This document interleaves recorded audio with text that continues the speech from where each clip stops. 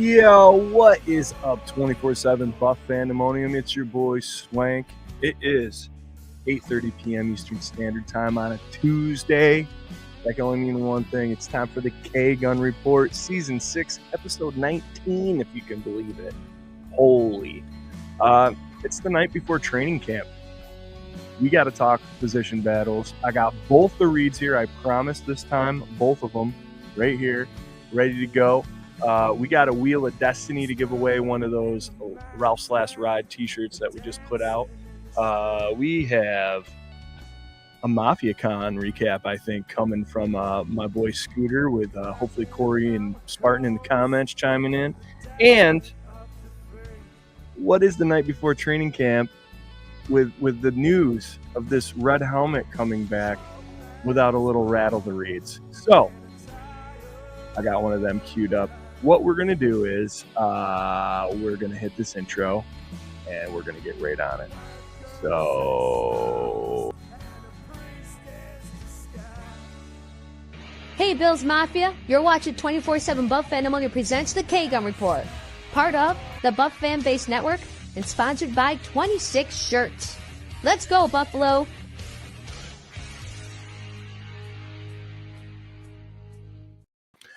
that's right. Let's go, Buffalo. Thank you, Alvin and the Chipmunks, for doing that intro for us. That was really sweet. Jerry puts those together. They're real nice, and I like it. Jerry, oh my God, you're here. What is up? You have a Crooked Rager poster on your wall. I'm so excited. What's going on, buddy? Is it crooked? Damn. You're a little frozen, too. Yeah, I figured that. Something happened here. All right, love you, bye. Love you, bye. Right up next to me over on, that's my boy Scooter Magooter. Scott, good people, what you got? I got my red cap on. Swank, as you said before, the Bills are wearing a red hat at the end of the season against the Jets. Love it. I'm not quite very happy when it's happening, but it's happening. So let's be happy about that. But it's training camp. We got football at the end of the week, next week on Thursday, actual football. So it's here. Let's talk some Bills football. Position battles, Swank. That's like big time meat on the bones for all content creators now. So plan on a full dose of that throughout the whole podcasting, live streaming world.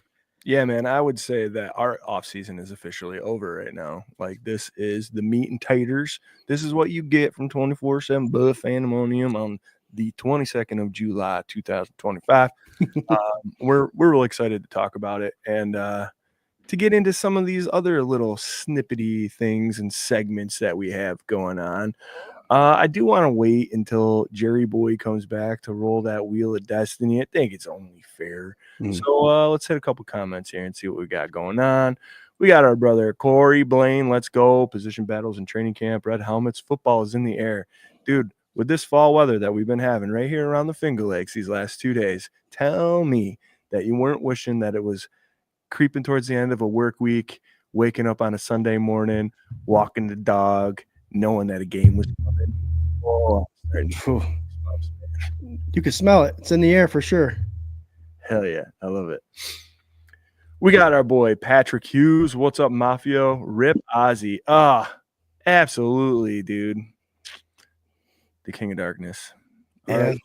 Just had that big concert, man. Like, yeah, farewell concert. Back to the beginning, yeah. And they had a crazy lineup of artists, and they did a reunion for Black Sabbath, and it's pretty wild, man. But yeah, only a couple days after that, it's nuts. So it's almost like, Swank, those people that pass away that wait for like family to come see them or something to finish before they can go on. And he did that farewell thing. It's like, it's fitting that Ozzy passes away after the farewell tour. Yeah, dude, I'll tell you, man, like, it's not the same, and I'm not saying it's the same, but like playing music and having it be as important as it is to me to go out like that, like that's like a walk-off. Like, right. You know, you play, they raised like record amount of money for a charity. It was like 160 million or something they raised for that concert, like for a charity. And yeah, to walk off and do the thing you love doing until you were literally physically unable to do it like anymore, and then just like slip off into the sunset, man. It's as sad as it is, it's like kind of like a romantic sentiment next to it for me. Like I really like, you know, I don't know. It's great. Yeah. So, Jerry, I think we got you. I think you're moving. I think you're alive. Your poster does look straight now that you're. I might have fixed it, but I realized I might be all tilted all together here. Just like if you crank your head a little bit, then there you go. What's up, Jerry? Tell people how you been, man. What's going on? I've been pretty good. Pretty busy summer. Things are happening in the NFL. My notifications were popping left and right with, Dawson Knox going on the PUP list and all this other stuff that we'll talk about. But tis the season. The night before, I don't know if you guys heard the background music to the intro tonight, but it was a little Ozzy on there. So RIP to him, and what a legend that guy is. But we're here today to talk football. Let's do it. I can't wait. Jared, to hear everyone wants to know how your grass is real quick. Did you get the mow today? I'm out of the game. I did. And I almost tweeted. This is also like my Swank like 24/7 Twitter feed also wakes up now this time of year after Yep. a long spring and summer whatever nap. But yeah, I almost tweeted that out to you today. That like I mowed my lawn and I wanted to make sure that Jared knew. That's awesome. So we got Corey, we got Patrick, we got Buffalo Spartan. That completes the trifecta for the BWO, Buffalo World Order, in the comments and in the house. 3 of our very bestest friends. This is Sparta. I was waiting for that opening. Mafia, man up. I gotta get a weapon. There you go. I don't know if you should make that face when you say that. I gotta get a weapon. Gotta get a weapon. I'm gonna get me a weapon. Don't get me. What up, boys? Upgraded my dollar store laptop. Damn, dollar store sells laptops. That's awesome, man. Yeah, gotta get me one of them. I was gonna say, can you get Jerry one? What'd you get, Spartan? Spartan reached out. He saw the little get up I had for the Mafia Con this week. He's like, I noticed you had that. Do you like it? So I wonder if he went that route or not. What'd you get there, Buffalo Spartan? Did you get a little Appley or did you get a little Winder? Yes, Winder. Patrick, also welcome back to the Red Helmets, even if it's one game. Great to have them back. You know what I love about what we do and where we are and the kind of community that we're in. Sometimes people say so assuredly that something is so, it is not.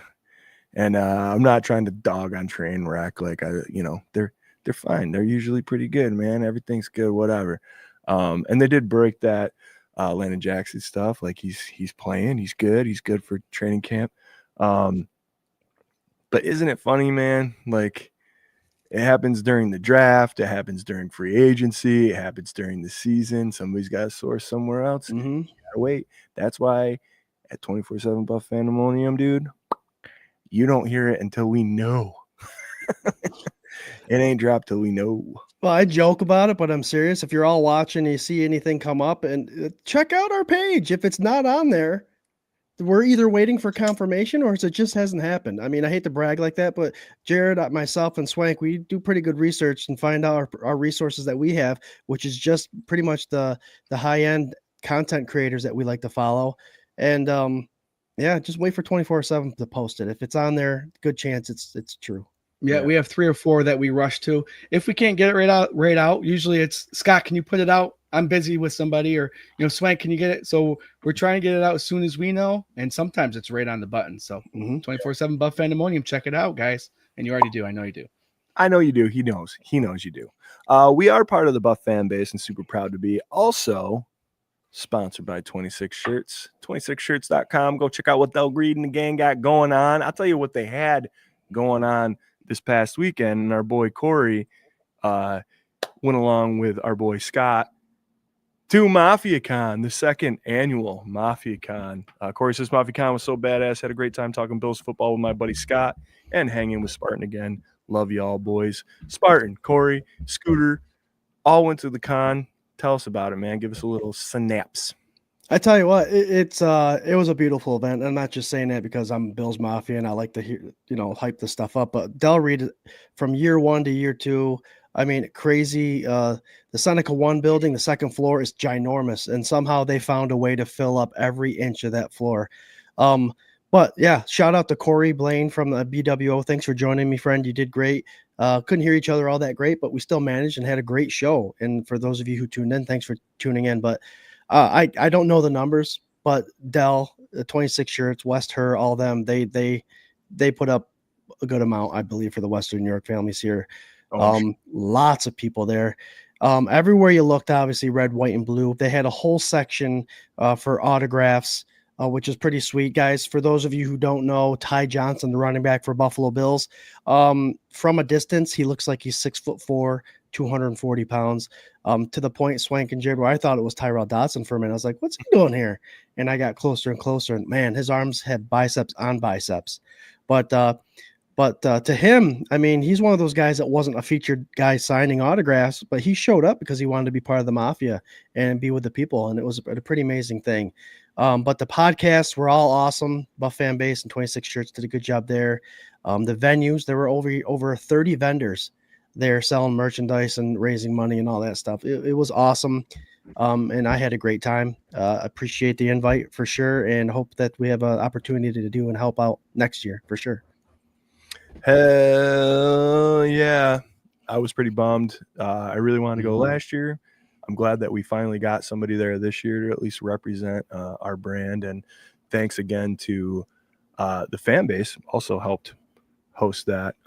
But big up to Del Reed for inviting us along to be a part. And yeah, Corey, thank you so much, man, for going and filling in and hanging and doing her up. Got to hang with Spartan too, who's always a good time. Thanks for hanging out with us, buddy. Spartan's the man, dude. Spartan is absolutely the man. John's show. Missed the show the last couple of weeks. Glad to be here tonight. Hello, everyone. Go Bills. Hell yeah, John's. Good to have you back, brother. Buddy. We got Berto. Hey, everyone. We got Dr. Bruce McKellar. The beautiful Ellen Lartz. What's up, everyone? What's up, Al? Malcolm Jamal Warner and Ozzy. Yeah, I saw Malcolm Jamal Warner too from Cosby Show. Cosby Show. Sad, man. Sad, man. Yep. Oh, all So, right. you want to know what really made me jealous of Scott and all those guys? I rewatched the show, and there was a moment where Scott was looking out at the crowd, and he saw Dwayne Carter. He's like, I think that's Dwayne Carter. Hey, Dwayne, how you doing? And he's like, congratulations on your wedding. And it's like just that interaction I shared with you guys because I clipped it.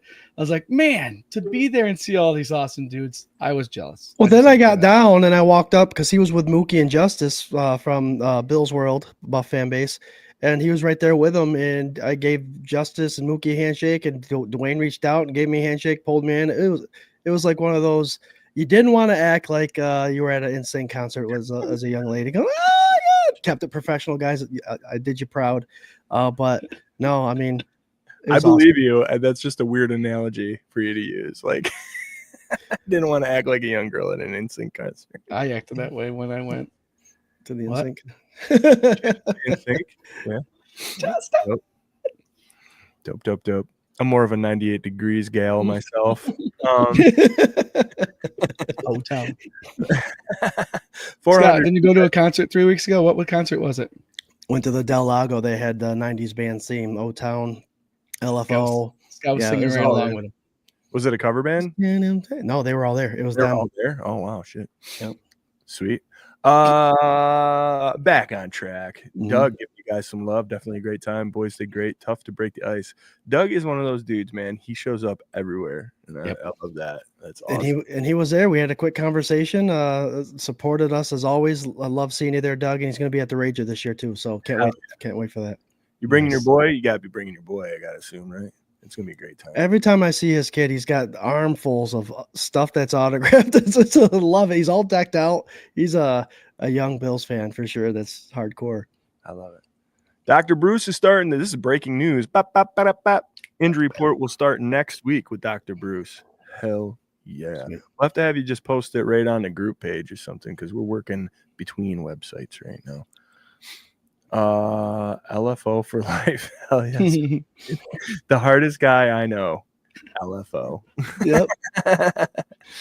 All right, guys. We did a giveaway show last week. It was for our latest and greatest shirt. It's up on our bonfire. It's the Ralph's Last Ride. Got a little rock and roll scene on the front. You got the schedule on the back.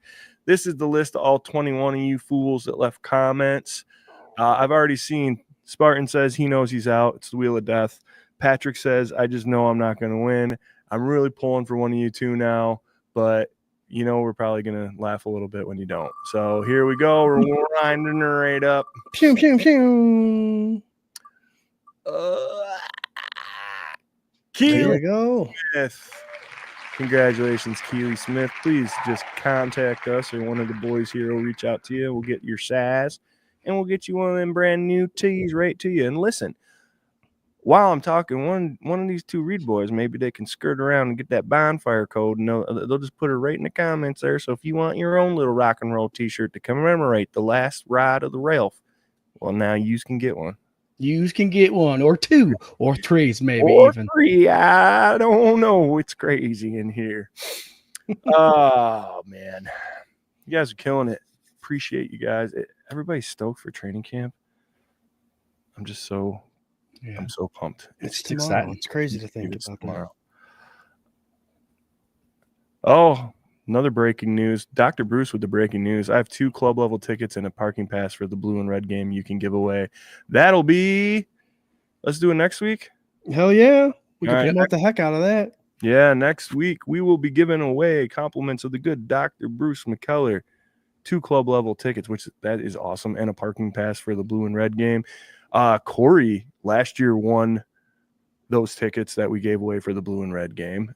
Took his daughter, and we were actually just talking about that today and how crazy it is that that's kind of like how we all met. Mm-hmm. It's like he won those tickets. So awesome. Thanks a lot, Dr. Bruce, man. We'll set that up, and that'll be next week. Leave a comment. You will be entered to win those 2 club level tickets, man. That's awesome. Damn, those are nice tickets. I might bail on next week's show. And guys, it feels good like getting back in the flow of things, trying to get our groove back. It feels like we're getting into the meat of it. And with that being said, I need to do this.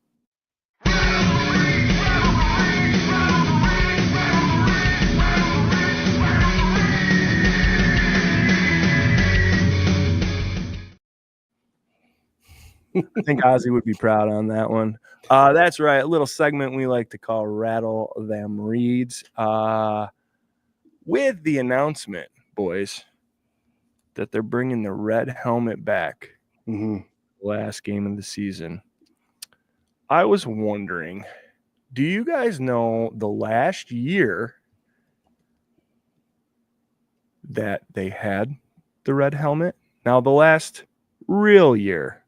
We're not talking about them navy blue jersey. Right, this helmet. Yeah. I'm talking about the year that they had the last good jersey with the real red helmet combo. Do we know the year? Scott, let's think together here. Drew Bledsoe came in that rookie year. That was the same year that those helmets changed. So what year, not his rookie year, but he was traded to Buffalo. And I think Bledsoe's first season with the Bills is when they changed the jerseys. 97. That's my guess. You're both going, you're a collaborative read guess of 97. That's yeah. What it was 01. The year that Swank graduated, actually, that long ago. Oh my God. 2001. So as the first half of this Rattle Them Reads, which getting a good rattling right off the get. I don't really like it. Let's get 99 is when they lost to the Titans in that Music City Miracle, and they were wearing the old uniforms. I don't know why my brain just jumped that early. I'm sorry, guys. I was like, Jerry, please don't. I'm right. I looked it up 4 times today. I was like, are you going to say, no, man, the Miracle was it? And my stupid self was looking up the bonfire thing. So I was just, yeah, Jared, let's run with Jared's answer. I should have known. You're working. You're good. Should have known.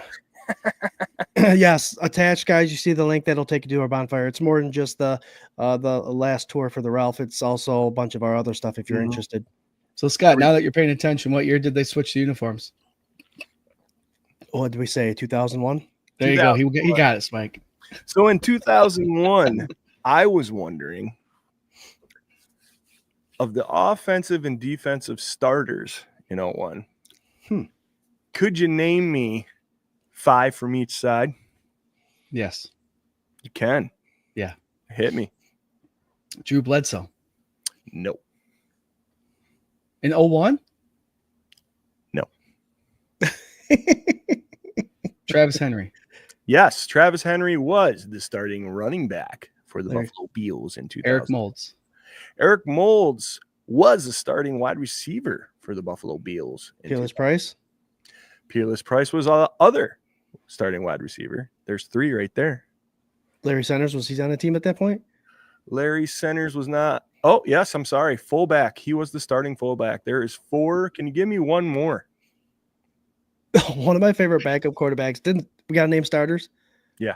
Oh. You guys remember Alex Van Pelt? Nope. Not a Okay.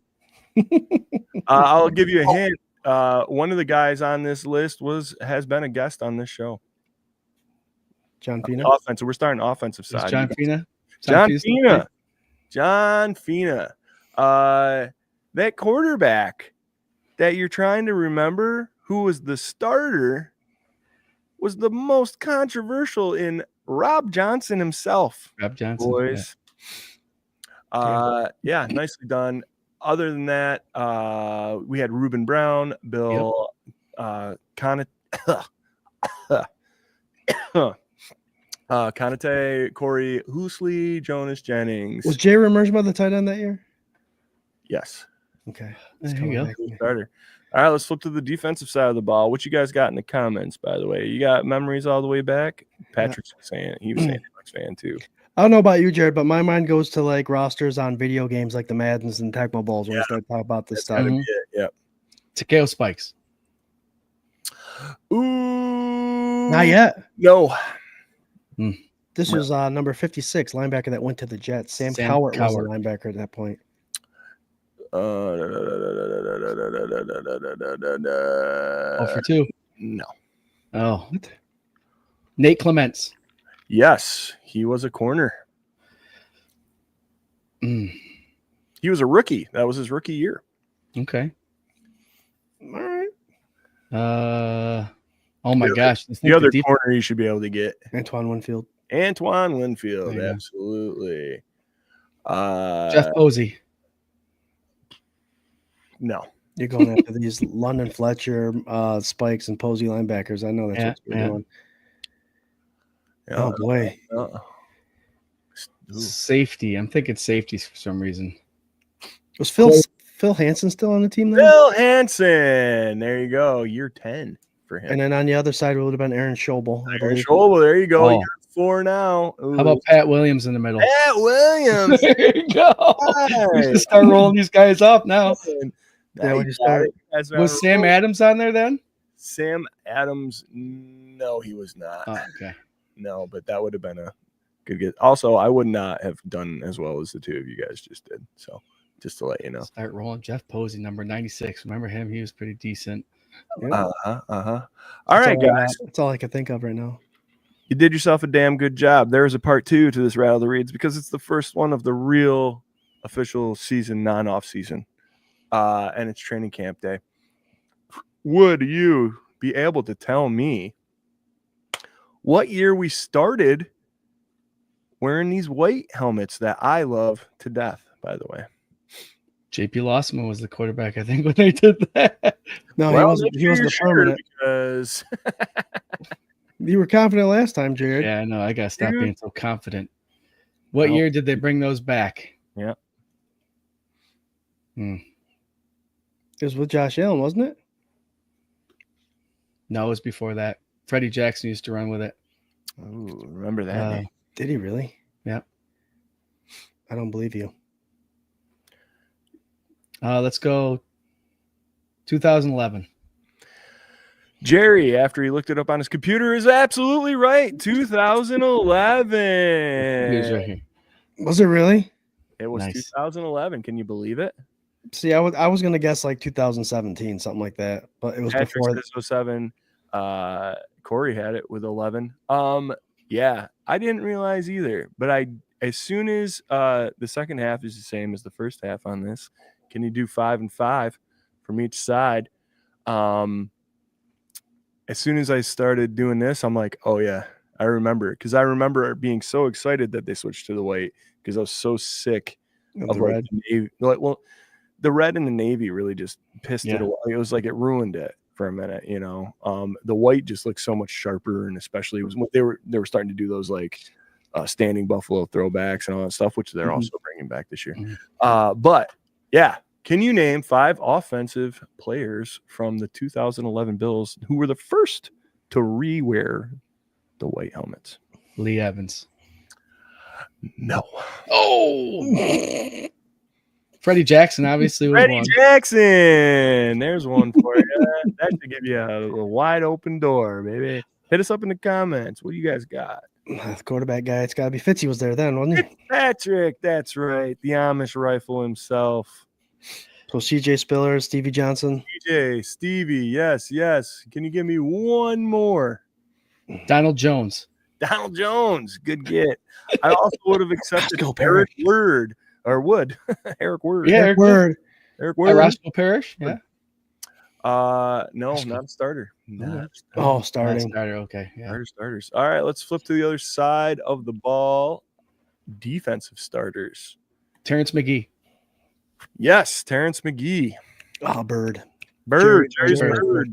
Who's the safety? Next one. Receiver Prince receiver transferred to safety. Coy Wire. No. There for a while, man.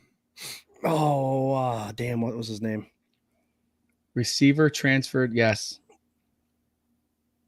George Yeah. Wilson. George Yes. Wilson. He Yeah. was one of my favorite safeties. He was number 37. He was awesome. Absolutely.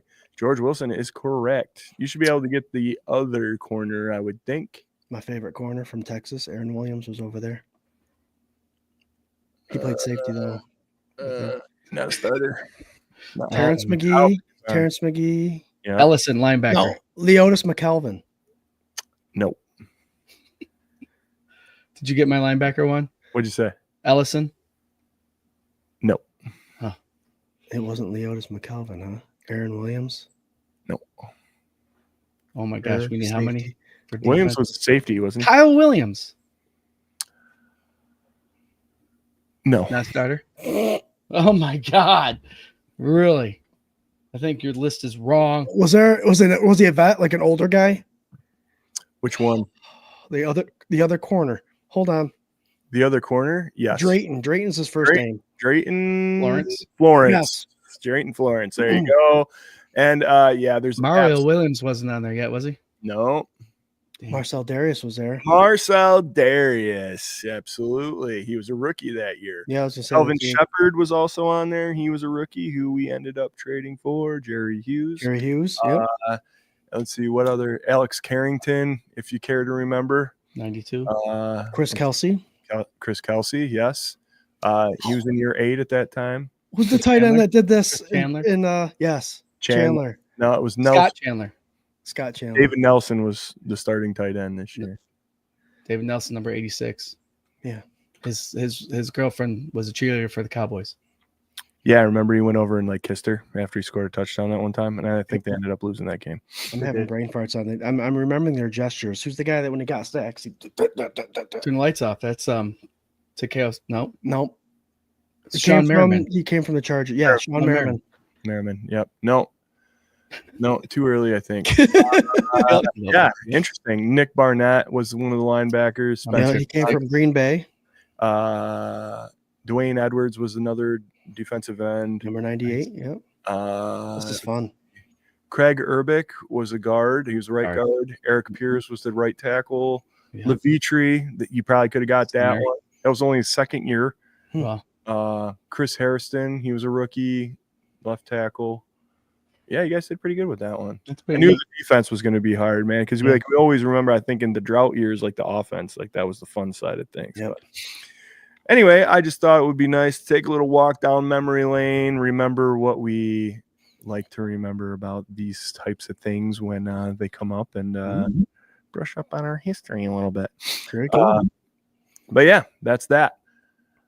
So, guys, it is 8:59. There are 600 of you tuning in right now. Thank you so much. We are part of the Buff Fan Base Network and super proud to be. You're watching the K-Gun Report right here, wherever you're watching it. We're sponsored by 26 Shirts. Go to 26shirts.com. See what Down the Gang got cooking up, man. It's always the best looking tees. the best local charities that you could possibly imagine. You know, you're literally paying to look great while helping a family right here in Western New York, which is quite nice. It's very, very nice. Quite. Yeah, man. And we're talking training camp now. We've done our little dance. We've gone around with the cutesy stuff, hit our hot news. We rattled some reeds. And Jared's got his trivia for the day. Jared wants to skip to the trivia. Here we go, everybody. Jared, who's the man? You know, it's nice to get in a rhythm and then just hit a stop sign. That's what I like. Go ahead, Jerry. All right. So Did you hear him breathing behind that card, though? This is so exciting. All right. Don't forget about me. First 4-time All-American football player from Pittsburgh State University history and the only member of the NFL's 2000s All-Decade team to never play in a playoff game. If you saw the video, you saw the guy sitting right behind me in the video. Mm-hmm. Signed autograph. He wasn't creeping on Jared. So we got to do a little, give people a chance in the comments here to hit. So I would say that to me, this guy was like the saving grace. I know a lot of people that had his jersey for a long, long time because he was the only guy that you really could count on. Like 100%. There's a hint. He is a guy you can count on to flip the field. Yeah. Field flip. He flipped the field often. It's just we couldn't keep him back. He has 2 touchdown passes, and they were both to Denny. Yeah. He's a special teamer. I watched him actually come out of retirement and kick a field goal during the Ravens game. Oh, you were there? That's cool. Mm-hmm. Just this last year. They dressed him up. Oh, really? Awesome. They dressed him up incognito and brought him out at halftime. Your girl, Maddie Glab. And there was a guy that was like this. They pulled somebody out of the audience. They pulled another guy. They're like, if this guy kicks field goal, like you win a truck. And the guy whiffed, and then they went and squared him up again, and he had like a wig and stuff on. And he booted it through the uprights, and then they revealed it, and his name was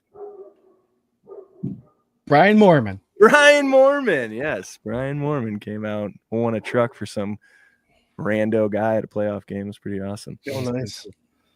That's interesting though. So read the card again, please. Or what's the clues? The only 4-time All-American out of Pittsburgh State University, Pittsburgh Gorillas, and the only player in the NFL's 2000s decade team to not make a playoff game, not playing a playoff game. Nice. Yeah. That's a little trivia there that your boy Jerry's going to be throwing right before the show every single week. So make sure you're on our socials. You're seeing what's going on. Mm-hmm. And you're coming on here and you're seeing what the answer is. And Jerry's nice enough that he tells you the answer just in case you're not even here. But we encourage you to be here because, hell, it's a lot of fun. Let's see.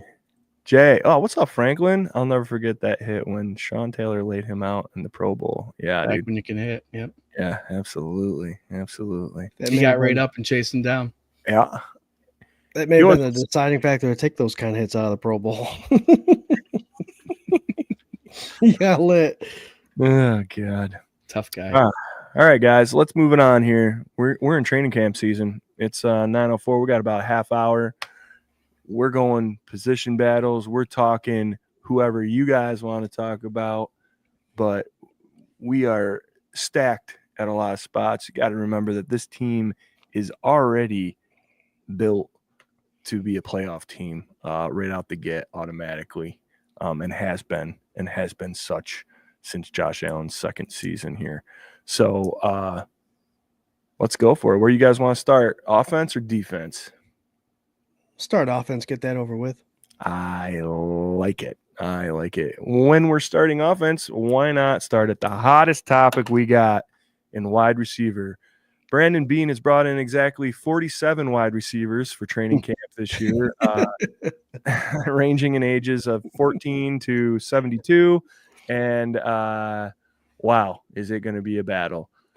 Jerry, I want to shoot it down to you, my man. What do you think is the most interesting wide receiver battle we got going on here at camp starting tomorrow?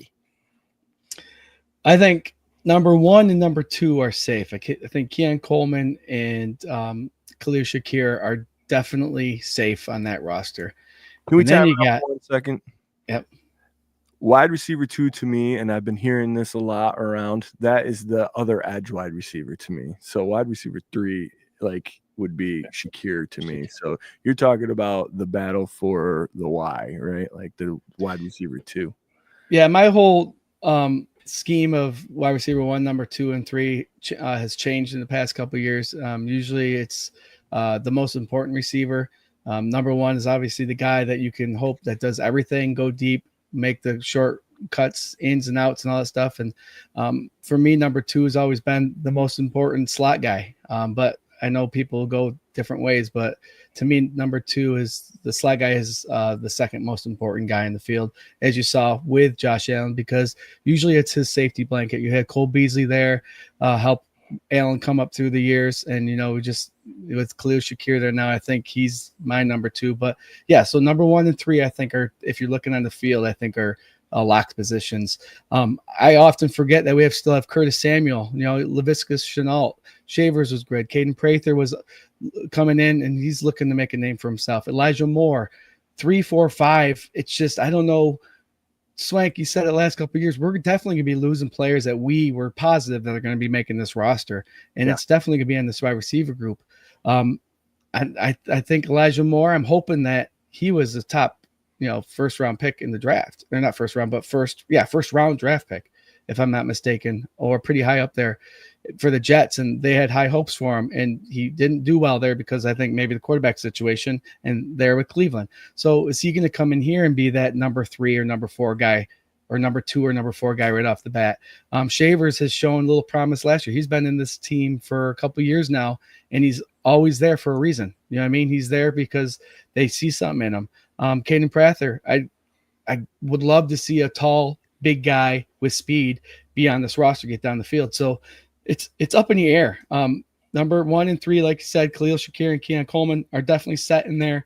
It's just gonna be a battle for the number 2, 5, 2, 4, 5, if they even keep 6. Hopefully one of these receivers show that they can have that. Oh my gosh, I'm thinking Hollins, right? Yeah, Mac Hollins. Yeah, have his esque play where he can catch the ball and go lay his helmet on someone on kickoffs. Hopefully somebody emerges like that you wouldn't expect, and they make the number 5 or 6. And it's a hard battle, but it's going to be an awesome one to see in the playoffs or in the training camp. I think the best thing for this wide receiver group is that new rule that the NFL passed, that you don't have to get rid of everybody by week 2 of the preseason. Mm-hmm. So they can keep people up until a certain amount of time. They can keep the team together until they really get a look at what this wide receiver room looks like. And that's going to be wide receiver might be the best battle for those later spots in this preseason. I can't wait to watch it.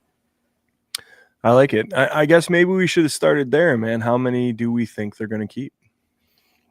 That's the thing, Swank, is we are having someone on the roster that did fulfill that the Mac Hollins position as a receiver and a special teamers.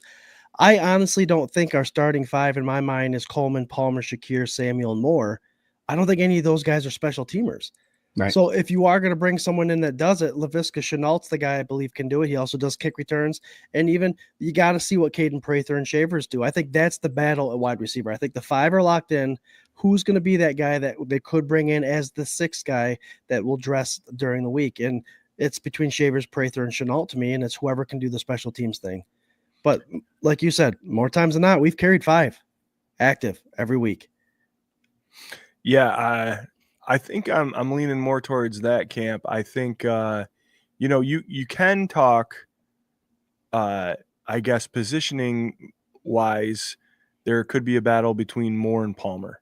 And we all know whoever shows out and does the best in camp and earns that spot, they're going to get it. They don't give a shit who they paid. They don't care. If you go out there and you show out, they're going to give you a shot. But I do think in some fashion it's Coleman, Palmer, Shakir, Moore, Samuel. I think those guys are in there however it gets shuffled, with a guarantee that Coleman and Shakir, barring any injuries, they are starters opening day, however you want to say, 2 or 3. I forgot about Palmer. You're right. You said Palmer. I totally forgot about it. There's another guy. So it's a good position for fans to be in. It's a good position for the organization to be in. And that's going to be fun to watch this offseason or this preseason. Absolutely. And I think, so Palmer, or not Palmer, I'm sorry, Shavers did not have the best camp.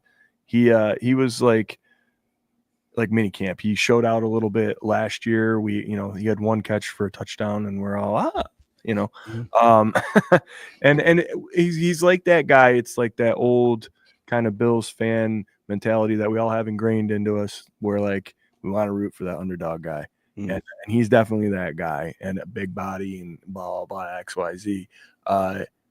We got a couple other big bodies now on this roster, and, he might be the guy, like you said, unless his special teams is better than Shenault, it's going to be uphill sledding.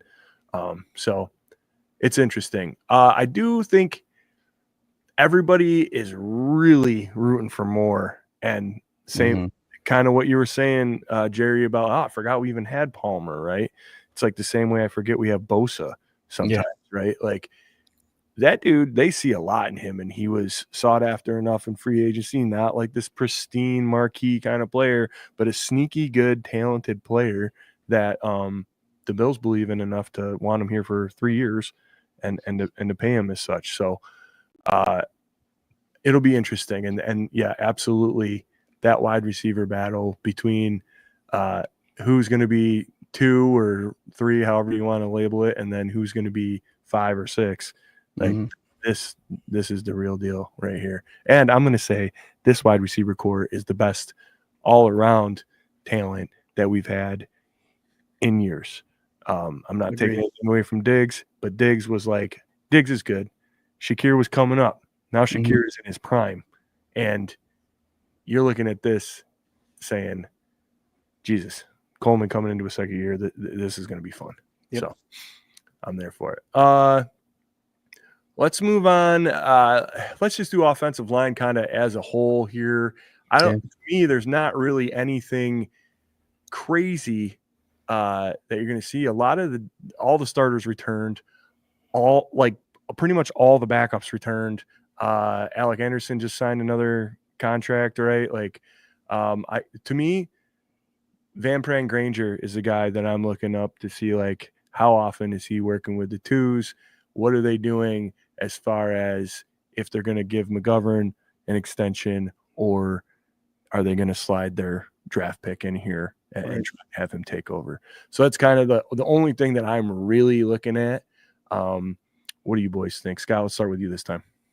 The matchups I'm looking at is the free agent that they brought in Kendrick Green, and the rookie they brought in Chase Lunt. Both those guys bumped Mike Edwards and Ryan Van DeMark. So I believe right now, obviously, Our Lads is the site you're looking at, Swank. I believe it's up for grabs, the backup right guard, the backup right tackle. What I do love about this situation is I'm hearing it all over the place, even non-Bills fans content, is this Bills offensive line is so strong and has such a great depth that God forbid anything were to happen during this offseason, this training camp, they would be quality trade material for other teams if there were any injuries. So I love this offensive line, and the 2 guys they brought in just made it even better. So this competition should be good between those 4, like I mentioned. I like it. What do you got, Jerry? No, I'm right there with Scott, and what you said, Swank. Spencer Brown was just put on the pup. We're gonna see a lot of Chase Lunt in there, and Torrance Osiris. He's obviously coming into another year. He's been a beast in his career so far. That position at center, who knows? I know Van Pran Granger was just put on the pup too, so it's gonna be interesting to see what's going on with him. But is this gonna be the Bills are gonna play who's the best at the spot, right? So we'll see. And he's young talent, and he can move up, and hopefully whoever's at that center position meshes well with Allen. But this line, like you said, it's strong. It's strong, and we saw throughout last year, even Alec Anderson, he's strong, and then he comes in there for that 6th guy, and who knows what that's going to look like now that Jackson Hawes is here. So it's going to be interesting to see how this line falls, and there's going to be some battles, but I'm pretty confident in those first 5 that are in the lineup. The battle is, I don't know. I don't even know if they really need the battle. I think it's a pretty strong 10. So this is news to me. Van Pran, Granger, Brown, and Knox are all on PUP list. Did that just all happen today? Knox is on a Knox is the only one that I heard. I had no idea. Yep. All those red guys are on the PUP list right now. Yeah. Interesting. Knox is on, I think he was a non-football pup. So I don't know if something's going on outside of football for him. Did he just get married too? I don't know. I have no idea. Not on it. All right, cool. What's Spencer's deal? Does it tell you if you click on it here? No, I just saw that, but physical and able to perform. Yep. It doesn't say. Doc, where you at? Where you at, Doc? Yeah, click on Dawson Knox. Really turn out next week. He'll let you know. Click on Knox really quick. But remember these injuries that happen to these players. If anybody ever goes off and they gotta to get it treated for anything, say they get ice in the locker room after a practice, that has to be put on the injury report as tended to his calf after practice. So all this stuff has to be mentioned. PUP, I don't know why these guys are on it. Interesting. This site right here is a site that Scooter just turned me on to, Our Lads. And it's pretty dope, man. I'm glad. It's pretty up to date too. Yeah, it is very up to date. It's a little hidden Scott gem that he just turned us on to. Like I said, Swank, we do Sunday sessions, guys. Our pregame show before the game from Buff Fan Base Network. When the actives and inactives come off, Jared and Swank, I come here because they actually have the active rosters pretty nailed in. So it's a nice source to have if you're doing podcasting and all that stuff. Yeah, or if you're just a nerd and want to know. Yep. Yeah. Let's move to tight end quick here. What do we think? Dawson Knox, obviously, right now, not getting a whole lot of reps. We got Kincaid, hoping for him to come back huge this year and have a monster year. We got Hawes, and I think Zach Davidson still on the team, and Kaliki Latu. So, holy good God, what do you guys think here? We keeping 3? I think the only battle, it's a interesting battle because that Jackson Hawes was brought in from Georgia Tech to be a blocking tight end, but he surprised the team with his catching ability during obviously the mini camp. It's still no pads, all that stuff. And then you have Zach Davidson, completely different opposite type of guy, tall, thin receiver kind of guy. Remind me of the David Nelson that back in the day that we mentioned earlier in the show. So it'd be interesting to see what Joe Brady wants to do, because I think that'll determine if our third guy is a blocking guy or a big stretch to field kind of long guy in Davidson. Yeah, I mean, I really like Davidson, but you got to think with them getting Hawes, like, and really bringing that running game to life this last season, taking a lot off Josh Allen's arm and having this running back by committee thing. How many times did they bring Alec in as that extra lineman? Like, you got to wonder. Maybe they are. Maybe they're leaning that way. Do you guys think that 4 is a magic number for this tight end spot? And this is the year, and I don't want to say it because I love fullbacks, that Reggie Gilliam is replaced by a big tight end? I knew you were going there. Reggie's there for a while. Yeah, I think I love Reggie. I'm just saying because they have a lot of talent there at the tight end position too. That I have mistakenly made that guess, maybe, or summation, if at least once in this offseason since he's been here, thinking like, no, they got this and that, and they need this. They don't really need that guy, and they love him. He's always there, and he always performs when he's in. So why not? He does his job. He definitely does his job. Love you, Reggie Gilliam. Hell yeah. All right, let's go to QBs. We're assuming that Trubisky's probably going to overtake Allen this year. We might keep him on the practice squad. No big deal. It is interesting, and I saw in the comments here, somebody right here, our boy Lou RQ. What's up, Lou? Asking about Mike White taking over QB2 from Trubisky. Scooter, what do you think? I like it for the reason that Lou Walker is mentioning it. I like what Mike White provided for the Jets in Miami. He played for them both. I also like just the money part of it. He's a lot cheaper. I really like what he showed. He gave us a struggle there in one of those Jets games where he was playing, and Mhm. I don't know. I think he's got an arm. I'm there. I'm there for it. Trubisky, I just don't think that he can hang in a game that matters where he has to do more than like kneel or hand the ball off. Yeah, Like, unfortunately. right? Like you put that one drive together there and Yeah. whatever, but fine. I wouldn't count on him to win us a game or two if we needed him to. What do you got, Jerry? It's a $2 million difference a year. Yeah, I think Mike White brings a little bit more athleticism to the quarterback position than Trubisky does. I think Trubisky's probably more one-dimensional than anything else, where Mike has shown a little bit more than that. So I think if you wanted someone to come in and put on a drive for one drive because Allen had a bruised ankle, I think you'd want Mike White in there over Trubisky. We've seen Trubisky come and fill in. He doesn't really – it's sketchy. Yeah, for sure.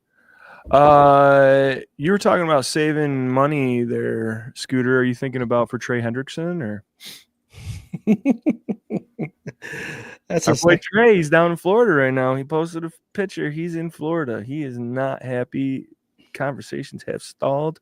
They don't want to give him his guarantee. It's insulting, is what his camp is saying. Yep. He ain't coming, and I think he's dead serious. So, what do we got to do? Let's go.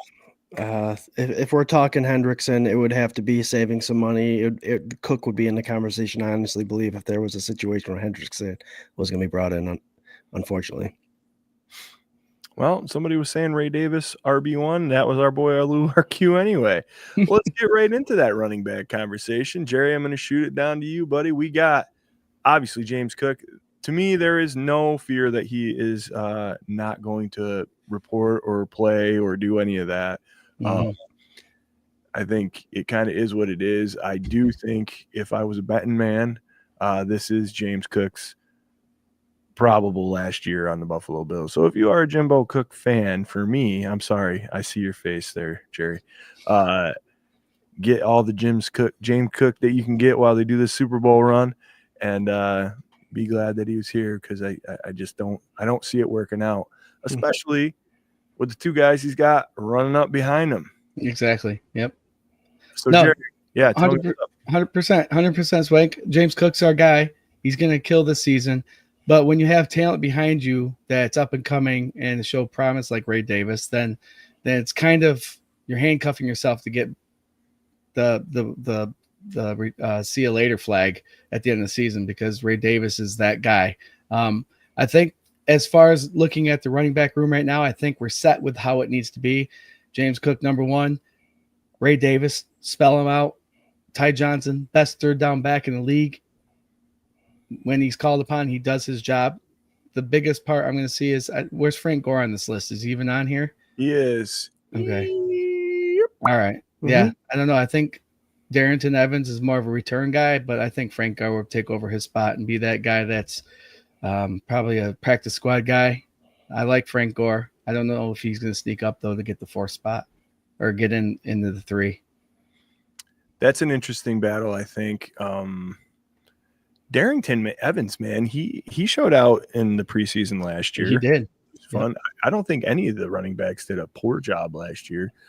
Frank Gore Jr. just never got the touches that we all were hoping to see out of him, and he stays buried on the depth chart, but still on the practice squad, still hanging around. So you don't know, man. You just never know. And the way the running backs go, it's a lot of money for a position where a lot of players can play it. And that difference between elite and almost elite is fractional, I think. You know, I think it comes down more to athleticism than actual like training and skill and whatever. That's the only thing I think that really separates them. What do you got on this, Scott?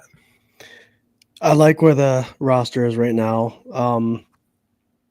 Cook says he likes his money. He's making $5 million this year. This is the most he's made in his career so far. It'd be interesting to see if he's all hold in this week. What I mean by that is he shows up but doesn't practice. or if he does the one day thing, say, hey, I'm standing for business here. I'm holding out today, but I want you to know that that's a statement from me for the rest of this year. So it'll be interesting to see it. I don't see being saying, oh shit, he's doing this a hold in. Let's give him the money. The Bills just don't have that right now. So I like where it is now. I do believe James Cook plays it out. I'm telling you this much: if he did the way he did last year, he will be a $20 million running back.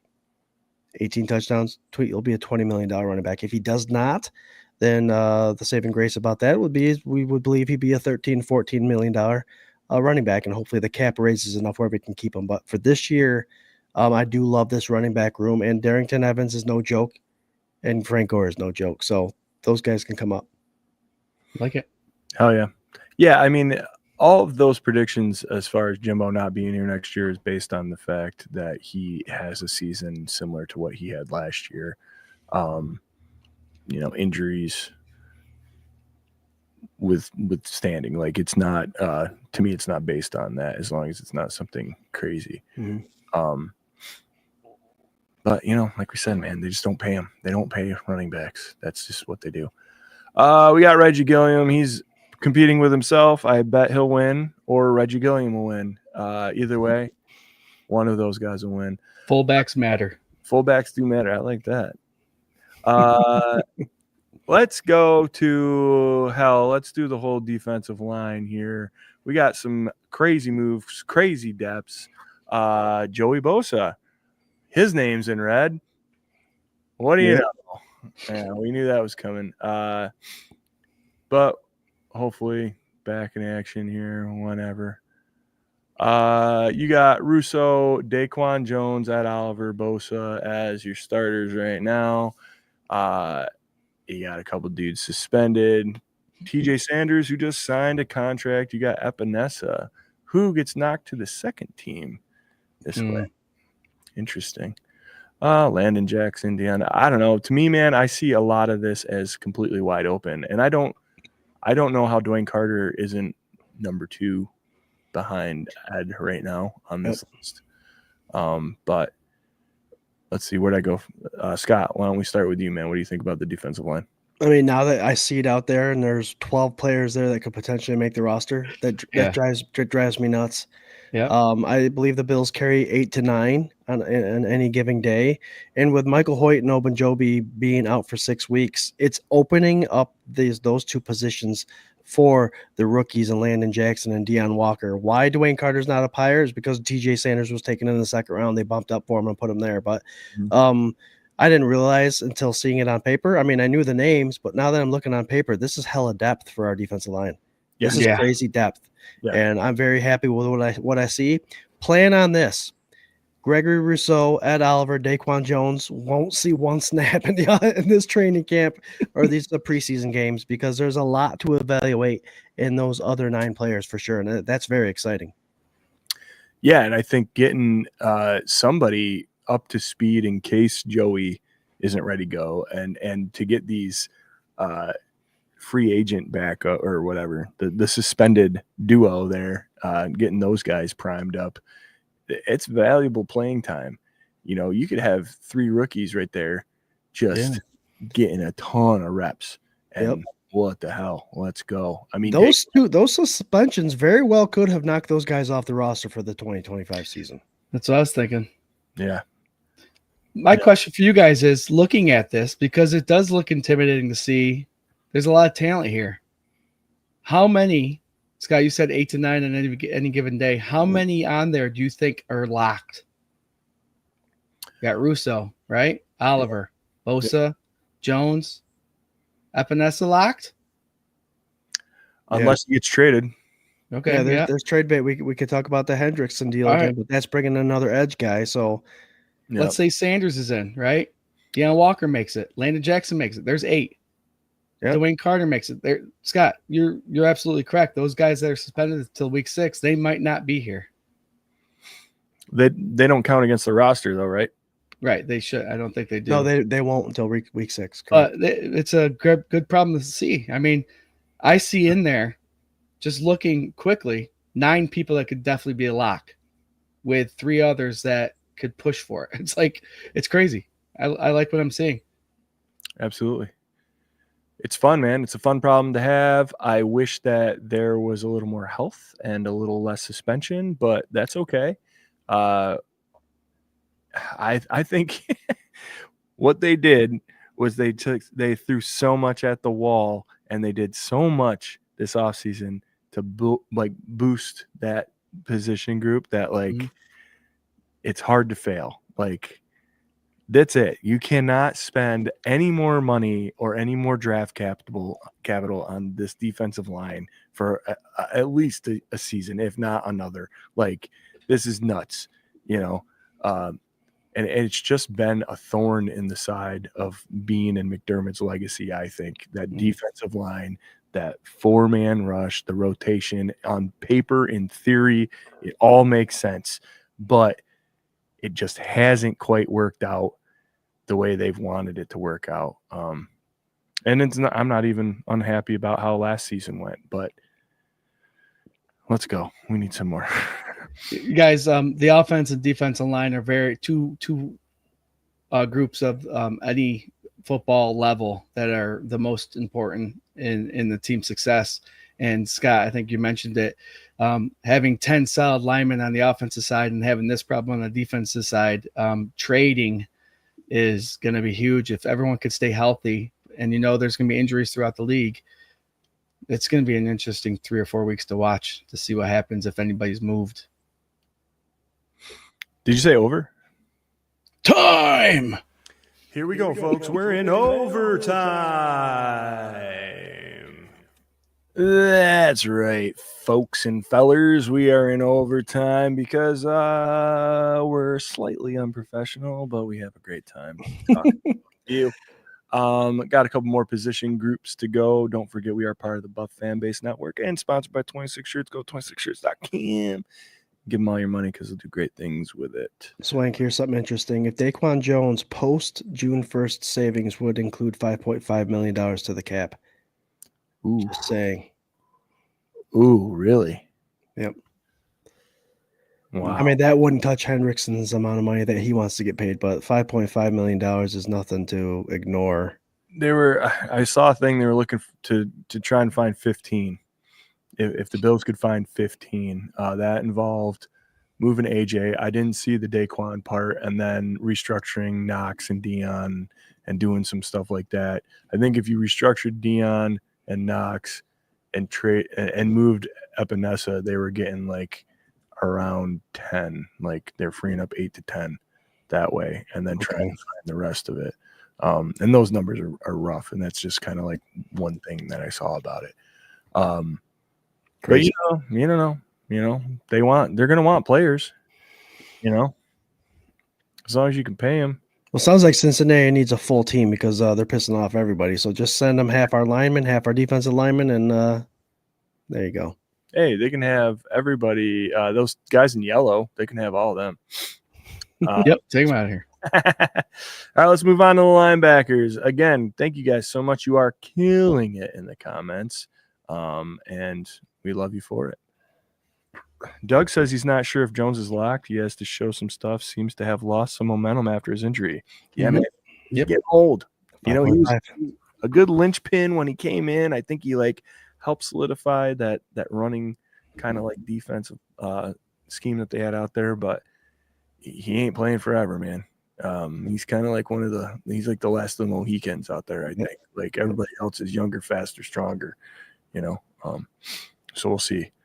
Keep the comments coming up, Swank. You got the Mike Bukowski kind of look with Jared there. Every time one pops up, it cuts off half his face. It's hilarious. Yeah. Isn't that fun? You just got to sit up a little bit more there. Monsters Inc. Yeah, there you go. Let's see. Okay. Linebacker wise, get out of here. Do you guys want an ad for deodorant?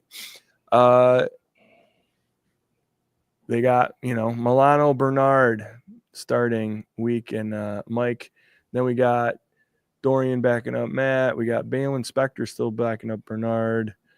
Adreessen. Yeah, I believe that'll be Andreessen's spot. Adreessen, I think, has shown that he deserves Spector's spot. Yep. Yes, I agree. So that would be interesting to watch. Also, I think Lou was talking maybe making Dorian the starter and making Matt Milano more of a situational thing and saving him for big games down the season. What do you think about that, Jerry? Yeah, I'm 100% behind that. I'm 100% Dorian starting and Matt Milano coming in, spelling him out too. He's got that plateau injury. Dr. Bruce has told us it's healed, but there's a discomfort and pain that comes with that, regardless if it's healed or not. So I think saving Matt Milano, like we did with Von Miller, just bring him in when we need him in clutch situations. And I think a healthy Matt Milano in the third and fourth quarter is going to wreak havoc on any offense we play against. So I'm all for Dorian Williams. He's proved his worth, leading tackler. When Matt Milano was out, he was up there, top tackler in the league. So I'm all for it. Yeah, man. Is this year 3 now with Dorian we're going into? Yep. And we know what happens when that happens. I mean, I think he's grown threefold since he came in here. McDermott knows what the hell he's doing when he picks linebackers and when he coaches up linebackers, and they always fit the scheme so good. So as much as I am a Matt Milano cheerleader and I want to see him and Bernard out there full health, full go for a whole season, man, Dorian's playing his ass off, man. And if they're true to the way that they run this shit, man, I think Dorian's healthy. He's the play. He's in. Yep. So that'll be interesting to follow. And again, the Andreessen, man, what a story, that kid, man. Just awesome. Yep. It's one of those situations. I mentioned it at MafiaCon on the show. Even prior, the Bills fans deserve a Matt Milano Bernard show at linebacker, but unfortunately, injuries have plagued Milano. You got to bring in the young bucket, Dorian Williams, and the only solution, I think, is every once in a while show the Buffalo Bills fans that you are willing to play a 4-3 defense. Those three out there will be pretty tough, but then you're asking Taron Johnson to come off the field. So, good situation to be in. We deserve it, but I don't think we'll see it. Dorian Williams and Bernard need to run the show, and Andreessen takes that spot over Spector because of injury history. Agree. I like it. Let's attack the secondary as a whole here. Yep. Obviously, Benford, starting corner. Opposite him, they have the rookie Mad Max Hairston. You have Cole Bishop starting over DeMar Hamlin with Tyler Rapp on the other side, and of course Taron Johnson. Depth-wise, the ever so versatile and reliable Mr. Cam Lewis. Yep. A beautiful old faithful name in Tre'Davious White. We got Jordan Hancock, another rookie that we picked up this year, DeMar Hamlin, and another old face, Dane Jackson. I mean, you can go forever behind this. I am feeling so much better about this secondary than we were, like the spot we were in last year or the year before compared to this. I am very, very pleased with a lot of the veteran depth and a lot of the young guys that they're bringing along. Dorian Strong, I think, could swap into that DeMar Hamlin spot pretty quick. Let's go with you, Jerry. What are you thinking about this secondary as a whole, and what battles are you looking forward to?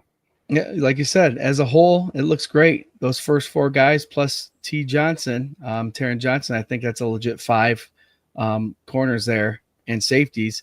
Even the backups, you're looking at DeMar Hamlin, who had a great season last year, up there top 3 in tackles. Jordan Hancock, the rookie coming in, he's a ball hawk. Tre'Davious White knows the system. He might be a little older now, but he plays that zone system like nobody else. Cam Lewis has been here for years. He knows the system.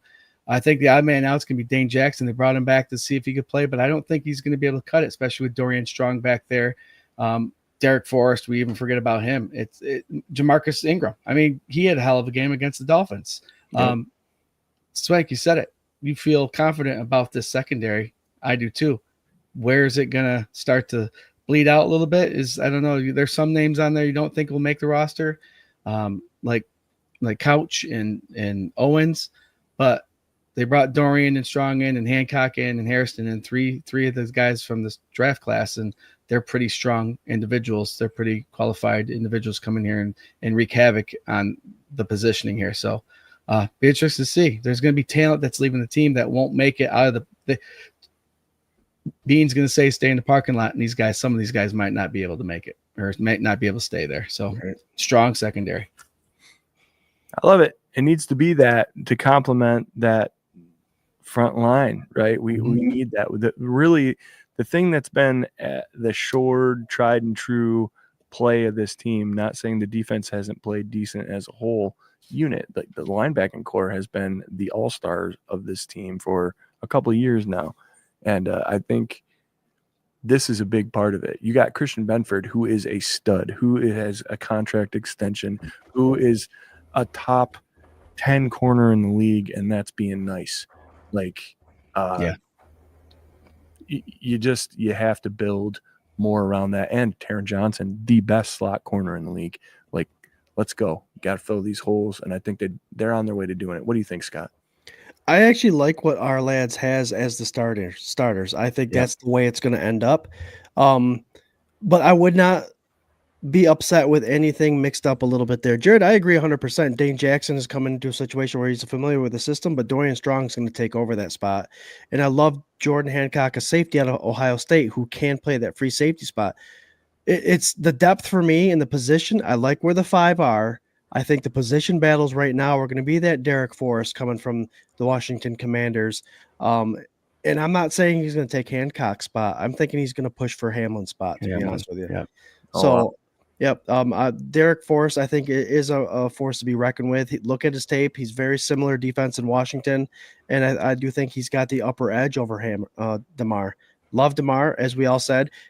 We all agree that he was not given the position because of his history.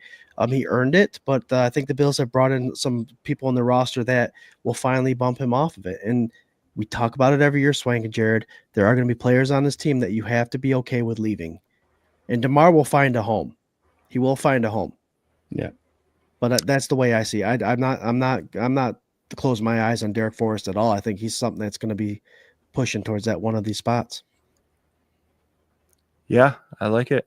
I think they should just expand the roster to like 64. You'll be fine. The problem is I don't want to see Maxwell Harrison come in late after the bye week and then start to have to face the Chases and the Higginses of the world. I want him to be established. I want to know what we have in him before week 15, 16, and 17. So I think you put him right out there to the Wolves right off the bat. 100%. Yeah, I agree. 100%. I think the only thing I was looking at with this, I kind of forgot about this guy right here. This is your special teams returner extraordinaire in Mr. Brandon Codrington. And as long as he continues his juice, I think he makes this roster. It's him versus Chenault, I think, Swank. Yeah.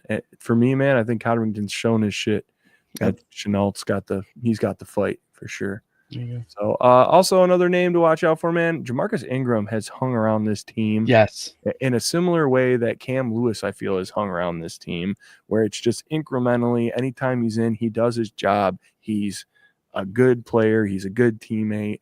And you can kind of plug him in. I'm wondering if they're amping him up to kind of do the Cam Lewis thing when Cam Lewis can't do the Cam Lewis thing anymore, you know? Right.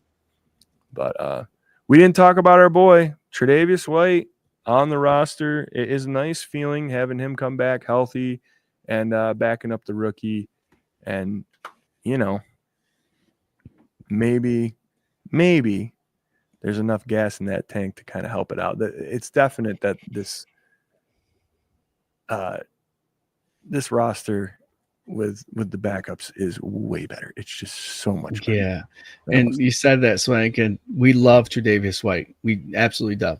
A lot of people, I think all Bills Mafia does, but there's a lot of young talent on this team that do you keep a guy like that? I've said it before. I'm not upset that he's number 5, number 6 cornerback on the team. Right. I'm not upset with that. He is either. You know? Yep. And I think he can do a lot. I think he dresses the majority of the games. I think you want that. I just, as long as he stays healthy, I think you want him out there helping this guy right here. Yep, I get you. You know, it's a big one. Yeah. So I like that Jamarcus Ingram, Cam Lewis conversation you just had, both from the University of Buffalo. So that's kind of the tie that they have there. Yes, sir. Okay. Keep it in the family. Oh, look at that. 3 guys right here. Yep. Mr. Andreessen. All right, guys, it is 9:44. We have put in some work tonight. We have had a great time talking with all of you, 842 of you. Beautiful. And I appreciate you stepping in the night before training camp. We're going to hit you with our final thoughts, and we're going to get the hell out of here. But don't forget, we are on the air every single Tuesday night at 8:30 p.m. Eastern Standard Time. The K-Gun Report is for the people. Gary, tell them your final thought. Training camp tomorrow. Bills Mafia, most of it was happy with this decision. The Red Helmets are back. I know it's the last game of the season, but we've been waiting for it for years. And apparently the throwback standing Buffalo is going to make an appearance for 2 games. So it's going to be an exciting season, guys. Hold on tight. It's going to be a hell of a ride. There's that calm we've talked about the last couple of weeks, the calm before the storm. Bills Mafia seems really calm right now, and I think it's because we're getting amped and ready for this season to start. Football next week, actual game, I think the 31st of July. Tune in, get a little taste of it, and then let's go. Can't wait to come back next week talking football with all y'all. Until then, go Bills, baby. Hell yeah, go Bills. Hit them with it, Scooter Magooter. I got 3 things. I'll make it quick. First of all, Buffalo Spartan throwing it out there. That was one of the things. That was awesome that just came out. BWO show 9 p.m. tomorrow. They got Bill's kid joining them. I want to give a shout out to them because Corey Blaine helped me out with the Mafia Con, joined me on Spare the Moment thing, did great, and the support that we've got from them has been amazing. Patrick Hughes, Buffalo Spartan, and Corey Blaine. The second thing is Rager. I saw the Rager information on there, guys. Yep, Lori said it. September 6th, our regular season Rager, 1 o'clock to 7 o'clock. Food truck, popcorn vendor. We have a merch vendor there. Reinvention's obviously doing their beer thing. It's a beautiful thing. Retro Taco is going to be there.